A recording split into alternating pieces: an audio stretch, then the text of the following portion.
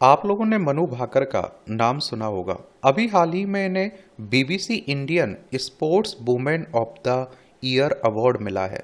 तो चलिए इनकी कहानी देख लेते हैं, इनके बारे में जान लेते हैं। इन्हें आप लोग अपनी स्क्रीन पर भी देख रहे होंगे।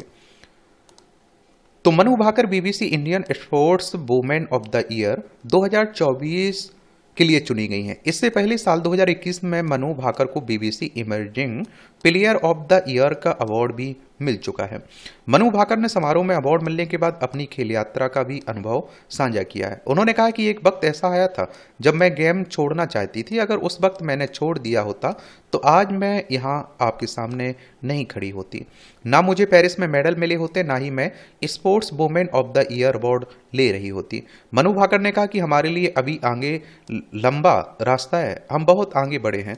30 साल पहले महिलाओं के लिए स्थिति काफी खराब थी, लेकिन महिलाओं ने ही इसे आसान बनाया है। उन्होंने कहा कि हमारे देश में जो स्टार रहे हैं उन महिलाओं के त्याग और कड़ी मेहनत ने हमारे लिए चीजें आसान की हैं। मुझे उम्मीद है कि आने वाली पीढ़ियां चाहे वो किसी भी क्षेत्र में से हों, उनके लिए चीजें और आसान होंगी। भाकर ने कहा है कि उन सब लड़कियों बच्चों के लिए जो ये सुन रहे हैं, कड़ी मेहनत कभी भी जाया नहीं जाती है। आप जितनी मेहनत करोगे उसके उनके रिजल्ट जरूर मिलेंगे। उन्होंने कहा कि अंतर इस बात से पड़ता है कि आप कितना धैर्य दिखाते हो। मनु भाकर से पेरिस ओलंपिक में खेल प्रेमियों को काफी उम्मीदें थी। उन्होंने भी लोगों को निराश नहीं किया। जब पेरिस ओलंपिक 2024 में मनु भाकर ने 2 ब्रॉन्ज मेडल जीते तो वह एक ही ओलंपिक में 2 मेडल जीतने वाली पहली भारतीय महिला खिलाड़ी बन गई। रिकॉर्ड बुक के लिए एक ही ओलंपिक में 2 मेडल जीतना एक शानदार उपलब्धि है, लेकिन रिकॉर्ड बुक का छलावा यह है कि अक्सर इससे महत्वपूर्ण विवरण गायब रहते हैं। मनु के करियर के बारे में पेरिस 2024 का जिक्र करते हुए अगर 2020 टोक्यो ओलंपिक की बात न की जाए तो यह अधूरा लगेगा। टोक्यो का प्रदर्शन मनु के करियर का सबसे निचला बिंदु था। भारत के लिए मेडल की उम्मीद के साथ मनु टोक्यो गेम्स में पहुंची थी। मनु ने 2018 कॉमनवेल्थ गेम्स में गोल्ड मेडल जीता था। उसी साल मनु यूथ ओलंपिक में सिल्वर मेडल जीतने में कामयाब रही। मनु ने 2021 तक शूटिंग के कई वर्ल्ड कप इवेंट में 9 गोल्ड और 2 सिल्वर मेडल हासिल किए थे, लेकिन टोक्यो में मनु जिन 3 इवेंट्स में हिस्सा ले रही थी उन्हें उनके क्वालिफाइंग राउंड भी पार नहीं कर पाई थी। 10 मीटर एयर पिस्टल इवेंट में मनु महज 2 पॉइंट के अंतर से क्वालिफाइंग नहीं कर पाई थी। इसके बाद उनकी आलोचना हुई थी, लेकिन मनु ने पहले से कहीं ज्यादा मजबूती के साथ वापसी की और मनु हमेशा नेचुरल एथलीट रही हैं। स्कूल में मनु ने बॉक्सिंग, एथलेटिक्स, कबड्डी, स्केटिंग जैसे गेम्स खेले और मेडल भी जीते हैं।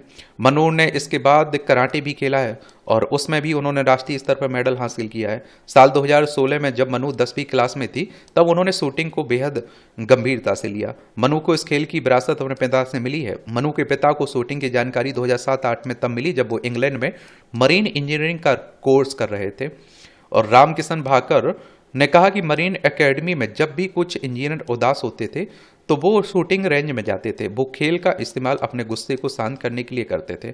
मुझे सोच ने आकर्षित किया और मैंने सोचा कि यह पॉजिटिव एनर्जी का बेहतरीन तरीका है। इंग्लैंड से वापसी के बाद हरियाणा के झज्जर जिले में किशन भाकर ने इस शूटिंग का खेल के रूप में उस स्कूल के बच्चों से परिचय करवाया जिन्हें उनका परिवार चलाता था।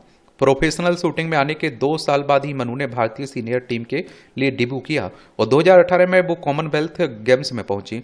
उन्होंने कॉमनवेल्थ गेम्स में 10 मीटर एयर पिस्टल इवेंट में गोल्ड मेडल जीता। इसके बाद वो टोक्यो ओलंपिक तक लगातार आगे बढ़ती रही। जब मनु टोक्यो पहुंची तो वह महिला 10 मीटर एयर पिस्टल इवेंट की रैंकिंग में दूसरे स्थान पर थी। विश्व स्तरीय इवेंट में शानदार प्रदर्शन की बदौलत वो ओलंपिक के 3 इवेंट्स में क्वालिफाई करने वाली इकलौती भारतीय शूटर थी। ओलंपिक के बाद इंटरव्यू में उन्होंने स्वीकार किया कि बड़ी स्टेज का दबाव उन पर भारी पड़ा और इंडियन एक्सप्रेस को दिए इंटरव्यू में उन्होंने कहा था कि पहली बार मैंने इतना दबाव महसूस किया। मैं पूरी रात सो नहीं पाई, पूरा दिन घबराहट में बीता और परेशान रही।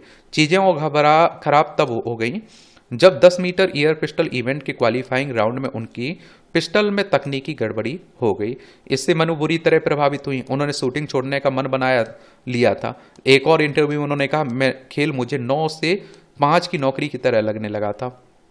हालांकि 2023 में 2 साल बाद कोच जसपाल राणा के साथ रीयूनियन उनके लिए टर्निंग पॉइंट साबित हुआ। मनु ने 2023 एशियन गेम्स में वापसी की और 25 मीटर पिस्टल टीम इवेंट में गोल्ड मेडल जीता था।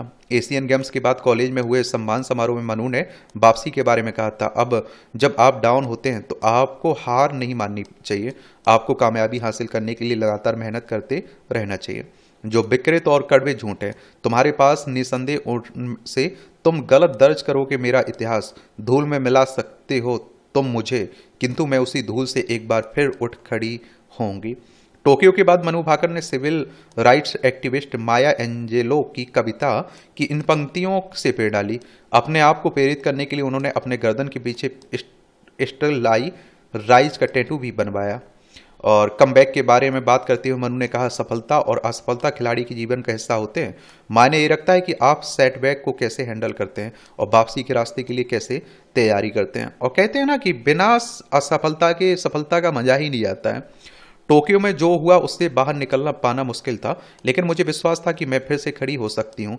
मैंने इन शब्दों से गहरा संबंध महसूस किया, इसलिए उन्हें मैंने अपने साथ जोड़ने का फैसला किया। मनु की शानदार वापसी की कहानी उन लोगों के लिए हैरान करने वाली नहीं थी जो उन्हें करीबी से जानते हैं। मनु के पिता रामकिशन भाकर ने बेटी की खूबी को बयां करने के लिए 2018 कॉमनवेल्थ गेम्स से जुड़ा हुआ एक किस्सा भी सुनाया।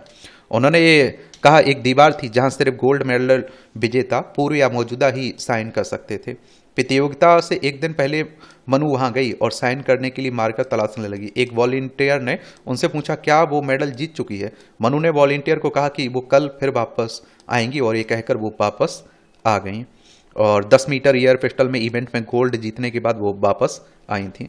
मनु के पिता कहते हैं कि मनु का खुद को किसी से कम नहीं समझने वाला स्वभाव ही उनके आगे बढ़ने की वजह रहा है। मनु की उपलब्धियां शूटिंग रेंज से बाहर हैं। मनु जहां से मास्टर्स डिग्री कर रही हैं, उस कॉलेज के एसोसिएट प्रोफेसर अमरिंद्रा मान इसके बारे में बताते हैं। प्रोफेसर मान ने बीबीसी को बताया कि पेरिस ओलंपिक की तैयारी के चलते मनु ने तीसरे और चौथे सेमेस्टर के एग्जाम नहीं दिए थे। उन्होंने कहा, ओलंपिक के बाद मनु ने तीसरे और चौथे सेमेस्टर के एग्जाम एक साथ दिए और वो 74% मार्क्स हासिल करते हुए पब्लिक एडमिनिस्ट्रेशन में टॉपर बनी है। प्रोफेसर मान ने कहा है कि मनु को इससे संतुष्टि नहीं मिली। मनु ने ग्रेजुएशन में 78% मार्क्स हासिल किए थे और वो पोस्ट ग्रेजुएशन में इतने ही मार्क्स हासिल करना चाहती थी।